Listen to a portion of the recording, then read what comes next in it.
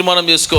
భక్తి ఏ విధంగా ఉండాలంటే మనుషులకు నచ్చే భక్తి కాదు, మనుషులకు కనబడే ప్రార్థన కాదు, మనుషులకు చెప్పే ప్రైజ్ లార్డ్ కాదు, మనుషులకు వందనాలు చెప్పుడు కాదు కదండి. నీ పక్కవారి దగ్గర నేను నీతిమంతురాల్ని, నాలాంటి భక్తిపరుడు, నాలాంటి యథార్థవంతుడు ఎవ్వరు ఈ సంఘంలో లేరు అనుకోవడం నీ భ్రమ.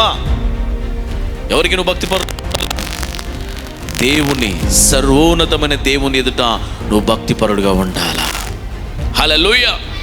ఆయన కనుదృష్టి నీ మీదికి రావాలా, ఆయన ఆలోచన నీ మీదికి రావాలా, ఆయన నిర్ణయం నీ యొద్దకు రావాలా, ఆయన నిన్ను ప్రత్యేకంగా నిన్ను చూడాలా. ప్రేమిట్లారా, బైబిల్లో ఎంతోమంది భక్తులు ఉన్నారు. దేవుడు వారిని ప్రత్యేకంగా ఆశీర్వదించాడు, దేవుడు వారిని ప్రత్యేకంగా అభివృద్ధిలోకి నడిపించాడు. ప్రేమిట్లారా, వారి ప్రార్థన ప్రత్యేకంగా దేవుడు విన్నాడు. ఎందుకు విన్నాడంటే వారి సావాసం ఏది ఉందంటే దేవునికి కనెక్ట్గా ఉన్నది.